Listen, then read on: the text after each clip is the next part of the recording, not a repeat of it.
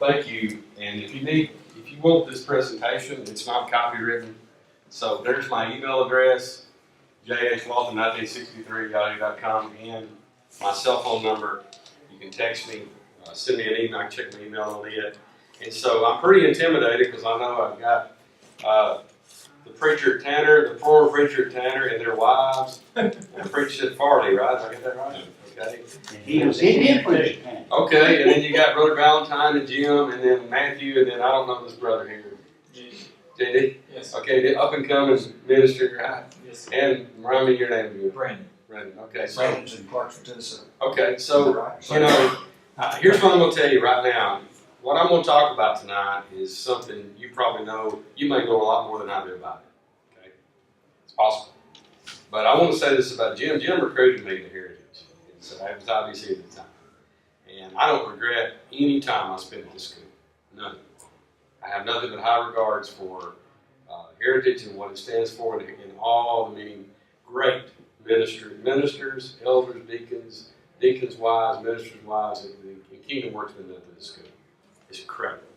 I've got a really good family friend, Don Posey. I think he's on the board here. Maybe the chairman now, I'm not sure. But he's a good friend of mine. And so he thinks a lot of this school too. And so tonight, we're just going to briefly go through some things. And I think, like I said, I'm probably not going to teach you anything new, okay? I doubt that. But I want to share with you some insights because I've been a deacon, I've been a member, I've been a wayward member, I've been a prodigal member, I've been a youth minister, college minister, I volunteer deacon doing youth work, and a pulpit minister. And now at Elder. Okay, have I missed anything? Okay, I don't know if there's anything new in the Bible. I may try for that too. So in that, here's how do we grow a healthy relationship between shepherds or elders and preacher? It's focus on what matters. I made some mistakes as a youth minister, as a college minister, and as a pulpit minister on missing what really matters. You know, you ever heard that phrase, if a military person say to you, is this really the hill you want to die on? You know what that means? Is this really the fight that I want to get in and lose the battle? Okay? I'll give you an example. Anybody know Paul Rogers? Yes. Okay, Yes. Paul Rogers, 48 years at Centerville Church of Christ. He graduated Lipscomb, moved to Centerville, and one job as a preacher. I was blessed to be at a retreat he had one year when I was preaching in Winchester. And so he told the story when he was a young preacher. He was wanting to build a new building. They had a building about the size of this room. And he was a little low, everybody's cramped in there, and they were growing, and he was just getting nervous, and he wanted to build this bigger expansion, borrow a lot of money, and just go wild on the building. And the eldership at the time just didn't think that was wise. So he went to the meeting. They said, no, Paul, we don't really do that now. And he was so deflated, but he was very humble. If you ever met him, you know Paul. And so he said, let me tell you how I responded. He told him, he said, I appreciate you. I respect your decision. I'm gonna pray about it. He said, but when I walked out that door, they couldn't see me. He said, I looked up in the sky and said, they said no, but you said yes, and that building's going to be built. And he said, I was talking to God, dude. I turned it over to him. And he said, and then we eventually did expand and got better facilities for our church and our community and opened it up to our community. And so he kind of focused on what matters. What does matter? That's what Ray said tonight. Notice there that it's a verse you know. But Jesus said, go make disciples, baptize them in the Father, Son, and the Holy Spirit. Teach them to observe all things that command you. And I'm with you to the end of the age. And there's that quote you can't see very good. It's kind of faded out, but it's a quote from Hudson Taylor. It says, the Great Commission is not an option to be considered, but a command to be obeyed. Okay? And it's everybody's command. So when I got back into secular work, a good Baptist friend of mine said, you know, God's going to curse you if you don't preach. You've been called to preach. And that's kind of that theology of that group. And I said, what do you mean, Joe? And he said, well, you know, so-and-so got sick, and he's nearly dead now because he quit preaching. And that guy was pretty sick. He was a Methodist minister. But in that, I said, no, that's different. I'm still ministry. I'm still doing ministry, but TVA is funding. The funding is not coming from the church contribution. So it's just like Brother Charles and Linda at Cross Point where we attend, we work and worship. They minister like crazy over there. Okay, Charles preaches on Sunday night in their Sunday night service. So, you know, he's retired. I think y'all are retired, aren't you? But they're not really retired in the kingdom. I mean, you don't retire in church work. And so in that, focus on what matters. Here's another thing. How do you keep this healthy relationship? Keep Jesus at the center. And notice the early church, that's why they did so well. Geographical influence, what Jesus said. Be my witnesses and where? Y'all help me here. We can talk, it's smarter than you. Jerusalem, Judea, Samaria. Okay, so we if you look at circles, we went Jerusalem, that's kind of the center point. Jerusalem, Judea was like the region. Then you get into Samaria, and all the Jews are going, wait a minute. No. I mean, think about it. They didn't really want to go to Samaria because they were half-breeds. And then you get out to the end of the world, we don't want to go to the Greeks, but they didn't see the big picture. Jesus did. But when the early church, after Pentecost, look what happened. Their behavior. What was it? The apostles' doctrine. What else? Fellowship, breaking bread, prayer, and giving to the needs of the community and to the church. It wasn't really complicated, right? They could focus on what matters most. That's what mattered most to the early church. Does that mean we can't have a building? No. Does that mean we can't pay a preacher? No. Doesn't mean that. It just means that when we get off with Jesus at the center, there are going to be problems. In the relationship between the minister and the elders, we'll go, if the minister's going one way, the eldership's going another way, and you can't ever agree, it won't work. It won't work. And so, you got to know, it's kind of like the old Kenny Rogers song. You remember the gambler song? I'm not talking about gambling. You got to know when to hold them, and know when to fold them, you got to know when to walk away, you got to know when to run, okay? You better know, okay? So, growing a healthy relationship between shepherds and preacher, if it's not my plan, or your plan, and is God's plan, then why not? God's got a plan. And so if it's my or your purposes are not God's purposes, then why not? You got to answer that yourself. I can't answer it for you. I have to answer that question today. So in that, look at the church. Let's just talk about it a minute. What's the bottom line? The bottom line is we want to grow. So we look at this. You can see in the early church, here's healthy relationships between shepherds and preachers, right? Okay, I'm just taking an example from the book of Acts. Here we go. Okay, what happened on the first day? Pentecost, 3,000. Acts 4:4, 5,000. Large number, 5:14. Just look at the numbers. What caused the growth? Oh, dynamic preacher. He combed his hair the right way, wore a green shirt. He's really cool. Wore blue jeans with a hole in them, right? Is that what did it? What did it do? Now, I'm not saying Jesus related to his culture. He did.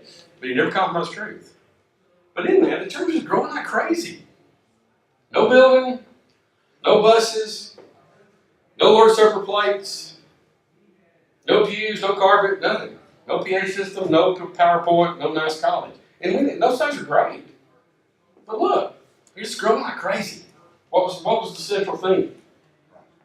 Christ. It's gospel. Okay. So in that, but then did they have problems?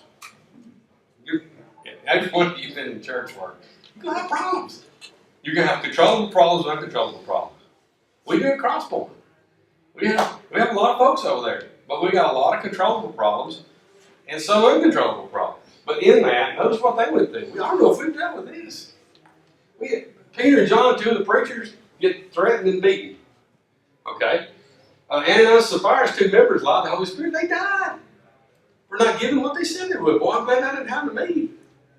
Well, I've had great intentions on giving at times, and I kind of thought, well, I don't know. They died. I mean, we forget about that story. Oh, Jesus, God is mean in the Old Testament. He's so nice in the New Testament. Wait a minute. God is a just God. He's a righteous God. He's never changed. A problem. Discrimination. We got women. We got complaining widows in the church. See, they were Greek speaking. The preacher got stoned to death. I mean, think about some of us. Like, are we really that devoted? Stephen was. He was one of those called to serve, remember? One of the faithful deacons called to serve. Persecution, scattered. James is, what happens to James in chapter 12? He gets killed with a sword.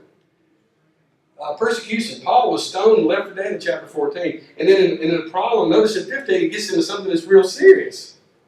What's 15? It's a salvation issue. The Jewish people are telling the Gentile Christians, you're not saved unless you obey the law, circumcision, and all that stuff. Wow, that's a big deal. That got such a big deal, they called a conference. They had a meeting in Jerusalem in Acts 15. And they had to work that out. And James was a big spokesman, and they said, look, okay, here's the letter to the Gentiles. Don't eat things strangled with blood, all that kind of stuff. But you Jews, you got to get off of that. Christ is enough. It's not Jesus plus. It's Jesus. So in that, notice the healthy relationship between the shepherds and the preacher, it stayed intact. even when they grew, and when what? They had problems. So notice, here's some qualities I noticed from the leaders in the New Testament church, early church. They were called, they knew the ministry, they were courageous, they had character, they were committed, they were confident, they were Christ-centered, they had care and benevolence for those in-house, outside the church. They had concern for people, and they were champions for the gospel. And so, how do these qualities apply to us when we have healthy relationships between shepherds and the preacher? How do they apply? They all apply. And so when we look at that, why is it so important? Because the biblical truth is, a biblical model for church leadership is necessary for the church to display the glory of Christ. What's the center? Okay, this is participatory. What's the center? I know that steak's in there digesting now. Okay? Christ. Jesus, if he stays in the center, the believer's behavior and the geographic influence of right around, okay, so let's take Florence. Florence is Jerusalem. Okay, North Alabama or the Shoals area is Judea. Okay, getting on outside into Samaria, that's outside the Bible Belt. Probably. You get outside the Bible Belt, not many churches. Tanner, Alabama. Central, out towards Central where Brother J.R. is. Where's Crossroads? That's Samaria. No, it's not. But outside the Bible, it's probably Samaria. And then the ends of the world is everywhere. And so if we take those circles in our churches and we kind of look at that and say, where's the circle? Let's draw the circle. We got to get outside the circle, though. We can't stay in Jerusalem. We got to work on Jerusalem. We can't stay in Jerusalem. We got to get outside of that. And so it's the glory of Christ. So what I'm going to do is, why is it so important to grow this healthy relationship? Well, what's the greatest command when Jesus was asked? Y'all tell me, come on, all you preachers. Preachers' wives. Love the Lord your God with all your heart. Right. With all your mind, with all your soul. Right. When Jesus was asked a question, he come up with something new in Deuteronomy 6:5, pulled it right out of the book of Deuteronomy. Right? Just pulls it right out of there. It says, you got to love God. And that was right before in Deuteronomy 6:4, if you remember that text, where Hear, O Israel, the Lord's one, He's one God. That's what all young Jewish children learned growing up. They quoted the Shema. They had to hear it. They had to say it. And so when you think about that, notice what else. The second greatest command, what was it? Okay, it's boring. I'm going to admit it. As boring as Leviticus is, the one text that kind of lifts up there more than the other one, it's about 4 or 5 times in the New Testament. Love your neighbor as yourself. Wow. Who's your neighbor? My preacher at Crosspoint is my neighbor. His wife is my neighbor. Okay? My wife is my neighbor. My children are my neighbor. You're my neighbors. And if I can't treat my brother in Christ, my preacher, like my neighbor, if I treat the mailman better than I treat my preacher, there's a problem. And if a minister treats an eldership worse than they treat the mailman or the waitress at the restaurant, we got problems. We're family. We're family. It's got to be healthy. That's what causes healthy. So you love your neighbor yourself. What else? The greatest commission, we talked about it. That's what it is. And then the believer's behavior. That's for everybody. So when I think about that, I developed this graphic from a lot of other smart people. But I do believe if Jesus was crucified on a cross like this, we don't know for sure. Some think it was an X. I'm going to use a T for this one because it works better for me. What's at the top of the vertical cross? God. Love God. And I'm using Matthew 5:3-6 because of the Sermon on the Mount. Pretty much Jesus says, let's focus on the vertical. That's the problem we got, folks. That's my problem. My relationship's with God. And I can start nitpicking this, nitpicking that, and picking on that church. That church does this, that brother does that sister does this, and God says, what are you doing, Jeff? Why aren't you with me? Why don't you focus on me first? Don't try to fix everybody else. Fix yourself and let me do it.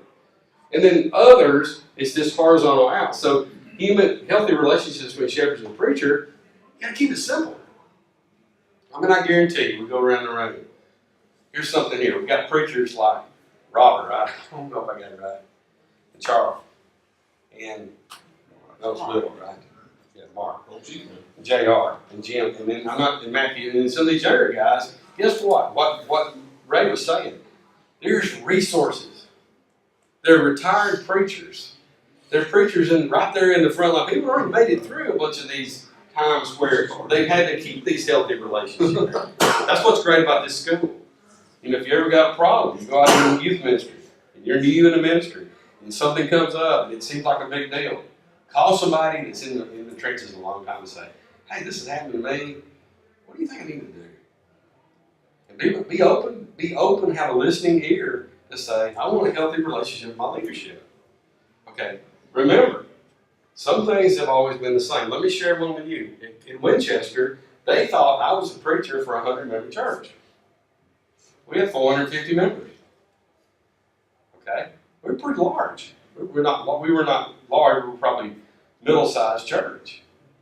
And we had to. One of the reasons that I resigned is because they wanted a minister that would minister like a 100-member church. Okay, and that's fine. And the reason I resigned is because I could not submit to the eldership's wishes for what they wanted me to do. And I believe the Bible says you got to submit to the eldership. It wasn't illegal, it wasn't unbiblical, and it wasn't unreasonable. It was just different than what I thought we should be doing. So rather than me cause a stink and a bunch of trouble, I resigned. I kept a healthy relationship with my eldership. And they're not my eldership anymore. But in that, I don't have any ill feelings to them. They were great toward me. We had a difference, but it wasn't worth losing my brothers in Christ, my neighbors, because of it. It wasn't. It wasn't. No way. I mean, when I left, if you ever leave, I'm not saying my way is the right way, but I left, and I left. I said, I'll be gone in 2 weeks. You need to hire a preacher. I'm going to open your pulpit up. And they said, that'd be fine. And it just opened the door so they could. They had somebody, I saw she could take it, fill in. And so what it did, it just relieved pressure from them, from me hanging around town and all that kind of stuff. That's just kind of hard, you know? And it worked out good. But in that, I couldn't submit to them. So in that, what's the bottom line? What matters most? And if it's not unscriptural, it's not unreasonable, it's not illegal, why would I not do it as a minister? Why would I not do it as an elder? Okay? I mean, if it's just opinion, then it's a different story. If it's a different ministry philosophy, then, disagree. You can disagree and go different directions. That's okay. It's not a problem. But it's not a time to go gossip and badmouth fellowship. It's not. That's unbiblical. So in that, I had Philip scrub this slide, okay? Philip go. And I had my wife scrub this slide because I wanted wise counsel. Philip, actually, we changed the word on this slide. Philip thought it would be better. I'm not going to tell you which one it is. But here's kind of what I see as being an elder now working with the ministry team. We have staff across the board. We have about 8 staff members, 15 elders. I don't know how many deacons and ministry leaders. I have no idea. 60-something ministries. I don't know why we got that many, but we do. And they have ministry leaders all around. And Charles Lennon can tell you. It's people ask me what's going across the board. I don't really know. I know about a lot of families that I'm helping shepherd. But I don't do any administrative. I'm on the phone with people. I'm praying with people. I lead a small group, helping people with depression, divorce, death, all that kind of stuff. But I'm not in. We just don't. We can't do that. If we did that, we'd never get to the people. It's too many people. But in that, the first century, all the churches were servant to servant. There was really no pecking. You look at it, elder, deacon, minister. They're kind of just all side by side, arm in arm, walking. Right? Okay. That's the picture. Elders and evangelists, side by side, apostles and ministers, and elders, just working. Ministers appointed elders. Now, I think in this audience I'm safe to say that. So in Winchester, they asked me one time, they said, everybody put up some elders. Please, you might not want to go to the churches and throw this slide up, okay? If you have a church that's not, you got to be careful what you discern what you do here. But in Scripture, there's no evidence of elders appointed elders. Now, you guys ladies can push back on it. There's no evidence in the Bible of it. Timothy did it, Titus did it, Paul did it. And there's different times and different reasons, but the minister needs to be involved in that. Okay? I believe he does. He or she needs to be involved in that. Our ministers are. We started putting some elders before the church. You say they do, Matthew, at your congregation? Yeah, I'm involved in that. Okay, but it's not like if one of our ministers came and said, I just don't know if Jeff needs to be a shepherd here because of this, a biblical reason, and then they come talk to me and say, here's what we got biblical reason. We would not go against that just because they were on the ministry team at all. I mean, we would respect that because sometimes the minister knows more about what's going on in the church than most people in the church. Okay, they do, And see, elders and minister, shared ministry. Shared. It was shared. It wasn't like you hire the minister to go on ministry and the elders make all decisions. I mean, I love the prayers I get in the pulpit for making decisions. We don't make many. I'm just going to tell you, we don't make many. And it probably frustrates people at our congregation. Well, you guys made a decision. We didn't make a decision on that. We have ministry leaders. We trust them. We give them a budget. Go to work. That's what we do. Robert MacArthur, I don't know if you know Robert. I think he went to school here some. He works in the jail ministry. He called me one time, hey, I need some money. I said, Robert, you got $2,500 in the budget. Go do it. You give me permission, you got permission. Whatever is your budget. You can spend $2,500 today. What if I need gas to go to this business in my job? Spend some gas. Turn in a receipt. I'm not getting into all that. I'll pray for you. I pray for your daughter in the hospital. I'll come sit with you and we'll study the Bible together. We'll go visit together. But I don't, the financial part's okay. But notice some churches still function this way. It's okay. I'm not saying it's illegal and wrong, but sometimes it's an employer-employee thing. And that comes with the corporate world. It doesn't come in the Bible. I just couldn't imagine Peter going up to Paul and saying, Paul, you're spending a lot of money on travel, man. You sure out here fundraising. We should send that money to the church over here in Syria, and man, James, he's hurting in Jerusalem. They got a famine down there, dude. You're renting boats and all kind of stuff, camels. I mean, what are you going to take everybody out to eat that you share the gospel with? I mean, you're at Athens. I mean, you're just going on top of the mountain. I mean, you spend too much money on travel, Paul. I just don't see that. Okay, and so it's a growth. You got to grow there. Notice the other one: elders over the staff. Now there's a leadership function in the Bible. There is. Somebody has been charged. But I'm gonna have to say this: that at Cross Point, I'm just talking about Cross Point because that's where I am. When I first came in eldership in 2011, we had a little bit of that, but now two of our pulpit minister and our executive minister are. It seems like we're treating them more like peers than side by side than over under. We've had situations where I would say, what do you think, Frank, or what do you think, Mark? We want your input to help make this decision about a spiritual matter. And so that's been a good growth, but that's been a growing process. That's for all of us. I grew up in a church a lot different than that. And that's okay. I'm not saying that's wrong. I'm saying, but it's eventually when you get side by side, that's the way we want to be, right? Side by side. So notice here, Paul. I'm gonna move quickly through these. All I want to do is use a text. I'm gonna move fast. I'll talk fast. I gotta be done by 8:30, right? 8:15. Whatever works for you. Before morning. What's that? Before morning. Before morning. I will be. I promise. So in that, let's just take. I thought this is the simplest way. We're a Bible university here. Let's use the Bible only.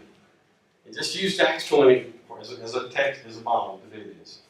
And so I pulled out, I borrowed this from Keith Parker. Keith Parker's a pretty good evangelist.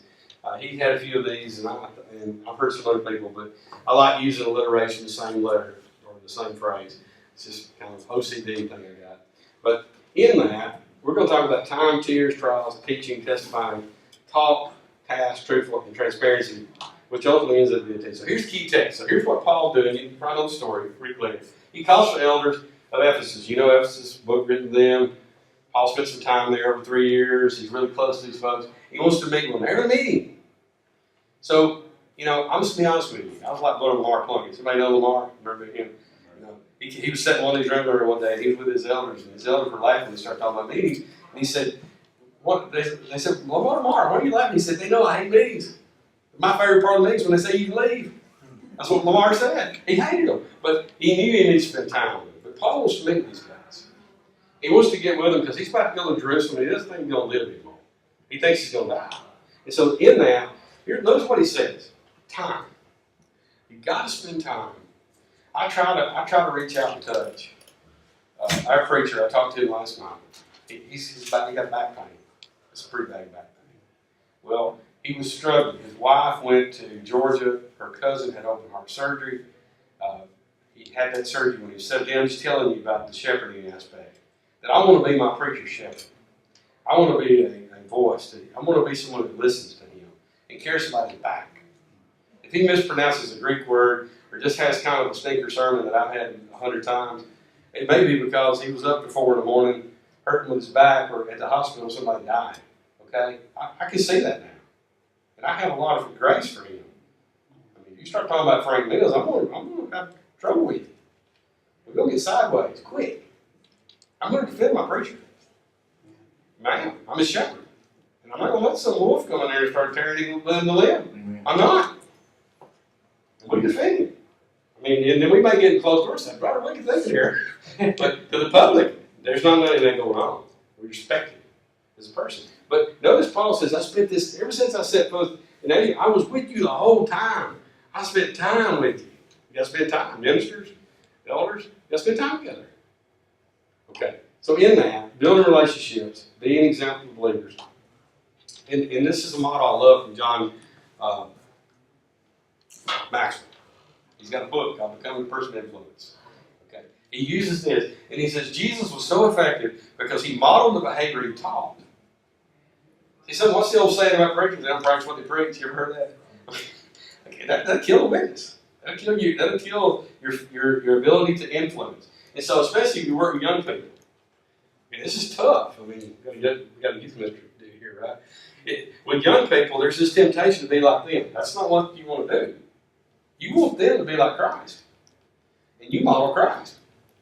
I had a young man come to me one time. I was dressed like this. He said, "I wish you wear holy blue jeans and tennis shoes and kind of a t-shirt to teach class like so-and-so youth minister does the road." I said, "I don't want to dress like that." He said, "Why?" I said, "I'm not a teenager. I want you to be like me." He said, "What do you mean?" I said, "I'm 35. I got 3 kids, and I'm paying my mortgage, and I'm a man.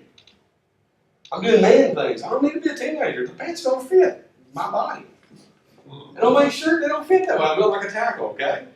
These shirts are made for models. So in that influence, to model, you're not modeling the way that their lifestyle, you're modeling Christ. And then you can mentor people like Ray was talking about. Then you got a voice with them. Then you can motivate them. Then what happens with that leadership? It's like Jim Collins. I used to dread seeing him on Bailey Springs Road coming around my house. Oh no, he's gonna start talking to me about heritage again. Man, just see him come, I'd be running to the house. Yeah, Jim, what's going on? And then next thing you know, when are you gonna come over to go to school? And he just wouldn't let up. And finally one day I shocked him. I came over and I said, "I'm coming to school." What? What if he quit? What if he quit? I remember him preaching the gospel meeting at Robertsville Church of Christ. You think that meant something to me? It did. He modeled that behavior. I heard a story about Brother Charles. And Charles, you might not even know I knew this about you. But he was in Rogersville helping them through a tough time at Rogersville Church of Christ. There was this couple, and this young man, this would have been a great deacon.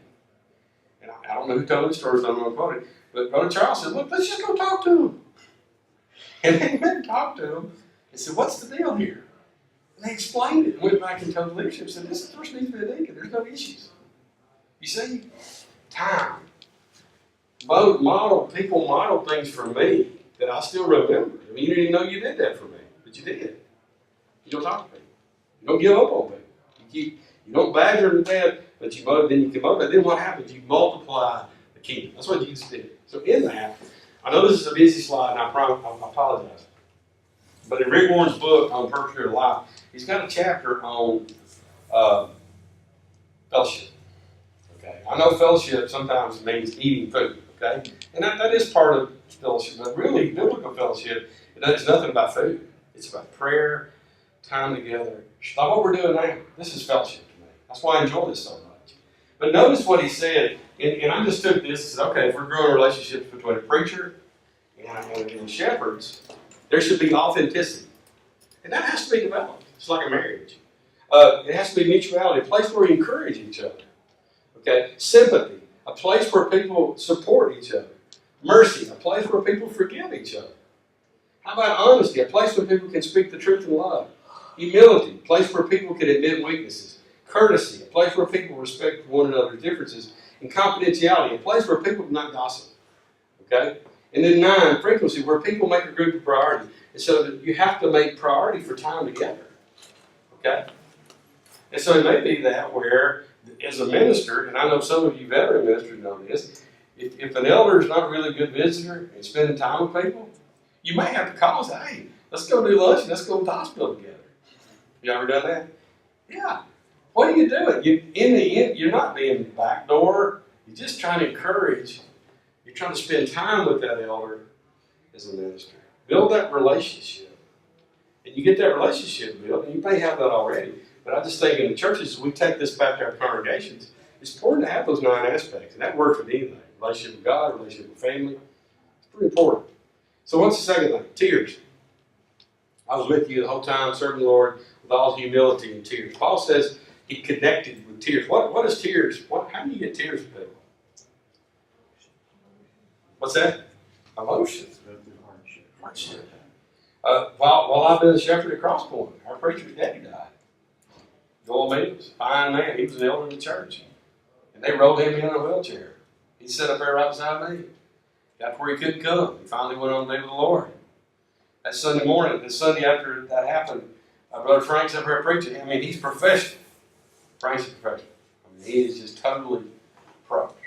And he makes it through that sermon, and right at the end, he says a verse that is Dad's favorite verse. And his voice cracked a little. You've probably done it before. He almost lost it. And so here he comes down to offer invitation. He's still got he's holding it all together. And all of a sudden, you can tell he's just losing it. And so at the time, we had about 16 elders in the group. And every one of us went up and surrounded him while he was up there. And that brought me to tears. I still have my father. Okay. It touched me. You know, that means something. You know, and I had my son, he was like there, and he got home, and he said, that's one of the greatest things I've ever seen an eldership do. That wasn't that big a deal. We didn't do it for show, but we huddled up around our preacher when he just lost his father. And tears. And shared those tears with him. We didn't share tears with him before over that. Compassion, emotional investment, care. Notice trials. You're going to have trials. The trials come, serving the Lord. He said, Paul does, serve with humility. But notice this. We've got to separate the controllable and uncontrollable. That's the hardest thing to do. Okay, somebody gets cancer, and you pray, and they die. It's an uncontrollable illness, right? Really, you did everything you can do. If they're dying the Lord, that's not a bad thing. But some things are controllable. My temper is controllable, right? Okay? Me blurting something out when I shouldn't is controllable. Having temperance is controllable. Having patience is controllable with the Spirit. I mean, that's what this says. It says the gift of the Holy Spirit, right? The fruit of the Spirit. It doesn't say it's my spirit. Because my spirit will be mad to chew somebody out. So trials. Paul had those controllable ones and uncontrollable ones. But notice the fourth one, teaching. Some people call that the 20/20 vision. He said he didn't shrink back from publicly doing this teaching. He had boldness. That's what to build a closeness with the eldership. You got to be bold. I mean, we have some meetings. I'm going to tell you right front. If I have something to say, I'm going to say it. I don't say it with meanness. But if it's truth, I say truth. And we talk it out. And sometimes we don't agree. But when we walk away, there's unity. We come to consensus and we walk away with the way to go. Have I always agreed with everything we decided? No. I did when I was a preacher, and I haven't as an elder. But I support the group, because that's the way God set it up. Okay? And some of you can hang on to that. Teaching publicly and privately. Notice what else. He said he was testifying. You know that? Come on, Greek. I got some Greek folks here, right? What's that word testify in Greek? Remember? It's the same, similar word as witness. It's martyr. That's where we get our word martyr. In the Bible, it's like, if you think about, I was always afraid of that word growing up at Church Christ Point all my life, because other groups said that, not Church Christ Point. I'm going to give my testimony. Well, a testimony is if you go to court, you raise your hand, you put your hand on the Bible, what do you say? That's the first tell the truth, going to say to God, and you tell the story, you give your testimony. What are you doing? You're saying what I've heard, what I've seen. And so Paul says, I've testified. Notice what he did. This goes back to that Acts 1:8 thing. Geographic. Inward to the Jews. Is that what he said? Outward to the Greeks. And upward to God. I think that's the way ministries ought to be built. That's how simple it ought to be. Inward, that's our congregation. Outward to the people in the community, the country, and the world. And then toward faith in God, toward Jesus, it's got to be upward. The vertical and horizontal. That's what Paul said. So in that, he said, you be witnesses in Jerusalem, witnesses at the ends of the earth. And so what was the message? What's the message? Okay, we'll go back to the circle. What is it? It's Christ. It's Jesus. Always in the center. If you want to be a great youth minister, keep Jesus in the center, keep God's word in the mix, and pray. Keep Jesus in the center. Matthew was in part, and it's hard to believe this, but I was a college minister, and he was actually in that group. What happened to you? Man, we're getting old, brother. I'm getting old. You're young. But in that, he can remember. We didn't have any bells or whistles, really. Yeah. It was pretty simple. It was growing. Like it was amazing. And it wasn't me, because I know I'm too dumb to make things grow. But I had youth ministers call me and say, "What's how you do it?" So you center everything around the Bible and God. Okay, and you show young people how they can use the Bible as keys to unlock problems and trials they're going to go through, and how to stay faithful. We feed you about once a month and give you sweets about once a month. That's it. We didn't spend a lot of money. Okay, we spent a lot of time together. And so in that, what was the message? Christ. Stay the center. That's where we talk. Okay. Notice here what Paul says. He tells them all this stuff. Abound in the Spirit. I don't know what's going to happen to me. I'm in bonds and affliction. But notice, I do not consider my life an account as a dear to myself, so I may finish the course. Notice what Paul's saying. I'm going to finish my work. And I don't have he's telling them I've had a good relationship with you. I'm going to tell you about it. He tells them about it. Okay? That's so important. Ministers.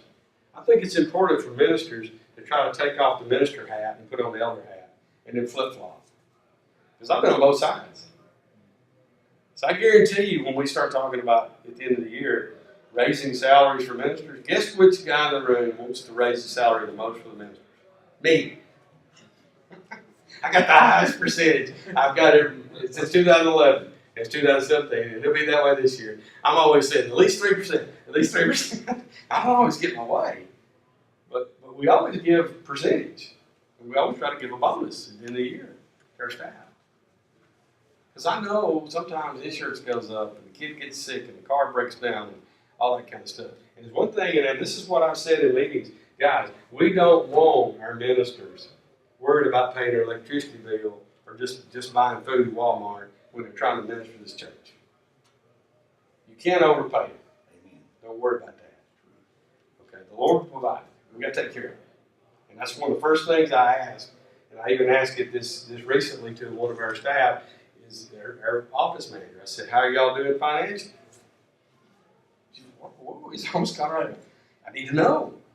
Because we want to make sure you're taken care of financially so that you won't be worried about the spiritual matters. You start getting to these financial problems, that can affect your marriage, affect everything. We don't want that to happen. Sorry, I mean, we can't have that happen. They got to be able to serve. That could just be like greasing the skids in the ministry. And some of you probably dealt with churches that were a little stingy. And sometimes they didn't have it. You had to figure out how to get it. So in that, they talk.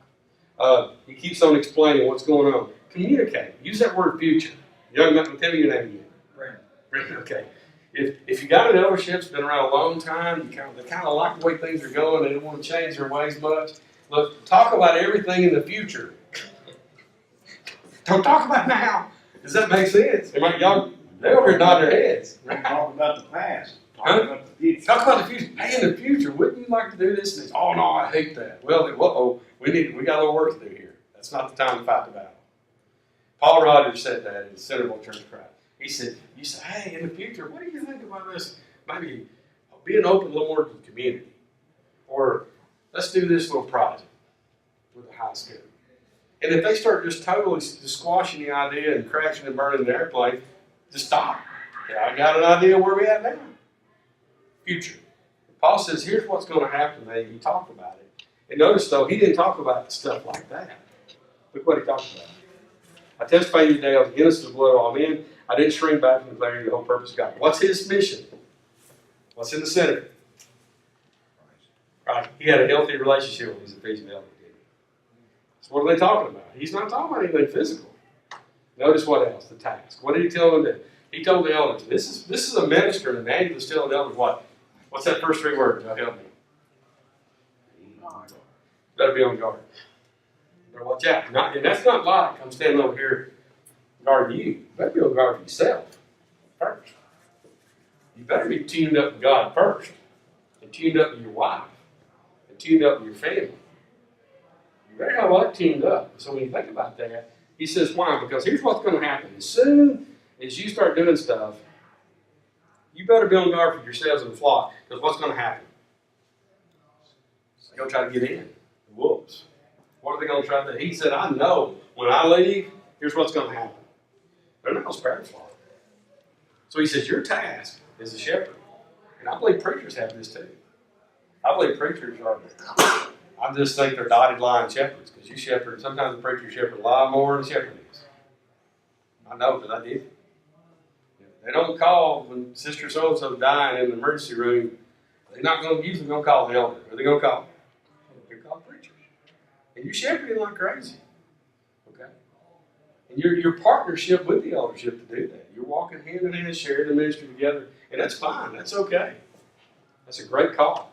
And so in that, there's the task. Be on alert. So what else? Be truthful. Paul says, look, I hadn't want nobody's money. I minister with my hands. In everything, I showed you that I worked hard. I mean, he's just telling them right front. And he said, then he just got this quote that didn't show up anywhere else in the Bible that Jesus said. What's Jesus say? It's more blessed to give than receive. It's just a little tidbit tucked in there in Acts 20. But Paul says, look, I've been truthful toward you. I'm a hard worker. I got integrity. I got credibility. And that's what we've got to have as ministers. I mean, ministers got to have it. The elders got to have it, okay? And then here's the hard one. This one takes time. Okay? Some of you know this. Sometimes as a minister, you might have to be a little bit guarded. You might have to just kind of build a little insulation around you. Y'all probably had to do this sometimes. You got to be careful. So some people don't have your best interest in mind. They may be a ravenous wolf. And you got to be wise as a serpent and harmless as a dove. Okay. Jesus called them to be wise. He didn't say go out there and just tell them everything and they'll just throw a spear through you. No, he didn't do that. He said, I also told them sometimes take a sword with you. Now, I'm not telling you to pack a 9mm, okay? But I like to carry mine when I can. But in that, but remember, Jesus didn't say be, I'm going to use this word, I don't mean unkind, but he didn't say to be stupid. He didn't. He never called his disciples to be stupid. Sometimes they really acted that way, but he called them to be wise as a serpent and harmless as a dove, but to be wise. And so in that, when he said these things, notice what he says. And I remember I left the church when I left Wood Avenue. I read this to teenagers and I cried. And they cried and we hugged and all this kind of stuff. And when he said these things, he knelt and he prayed with them all. So this meeting, look how this meeting ended. He knelt and prayed with them. They began to weep aloud. What a relationship. Wow. They embraced. They repeatedly kissed him. They grieved especially over the word because he said they thought they would never see him again. They thought he was going to die. And we've shoved off people in the ministry before. Every time Danny and Nancy Smelter go to Tanzania, we just don't know, do we? That's pretty rough for our world. Okay? Sometimes these missionaries go out. I know we got Haley, and I'm not going to try to say the last name. Yeah. Where he goes, he's in a pretty rough spot. But we really are all go out. But notice this relationship, this transparency. Paul, he prayed with them. You got to develop that relationship. Sometimes it's hard. Some people are like my daughter Joanne. You got $100 for a hug, okay? She's not a hugger. I'm the only one family kind of gets a hug, and it's a half hug, okay? She's just not a hugger. Some elders are not huggers. Some ministers are not huggers. They won't get all this, but you can still be close, okay? So transparency. So here it is. We talk about team, and I'm big on team. I played football, baseball, basketball. And what really hurts a team? What's that? One part doesn't work. Yeah, one part doesn't work. What if you get a player that the coach, what if a coach lets one player, because he's really athletic, get away with something, and several players are not athletic and not the starters, he punishes them. What happens to the team? Okay. They are discouraged. And so when you think about that, the word I is, the letter I is not in team. It has to be a team concept. And so when we think about that, you look at all those things where it takes time, it may take a long time. Brother Paul Rogers told this story. He said, you've been in the church a long time when you served one of your elders was 5 years old when you came to the church. He said, so you could say I trained him up like I wanted him to be, because all the preaching he ever heard was me. But when you think about that, in some ways, the investment is time. And it takes a lot of time. And time is, we don't make anymore, so it's the best of how we use it. Okay? That's critical. So here's kind of the wrap it up. I'm talking to mainly preachers, okay, versus me being in the elder role. It's different. And younger ministers. The bottom line is, make sure you try to take the perspective of who you're working with. Try to kind of look at the elder and look at it from their perspective. Okay? And if it's a sacred cow, you know what a sacred cow is? Oh, I've been to India enough. Yeah, you have. I forgot you went over there. You don't really. The sacred cow's not one you put a bullet in and start cutting up for steaks. Okay. Sometimes that sacred cow, just let it on wander around the church and just let it graze and sit in the back. Put their hat in there, put a Bible on top, or their little shawl, and just leave it alone. I mean, I'm just going to tell you one simple. The eldership, I can't figure out what, and I can't figure out about where everybody wants to sit in the back and we'll pack into the back. I said, leave them alone. I don't care. I don't care. They said, what do you mean, Jeff? I said, they're here. They come in late, they leave early. I don't care. They're here. They could not be here. They're precious to God. Okay? And that's where they are. And let's not try to bend them to.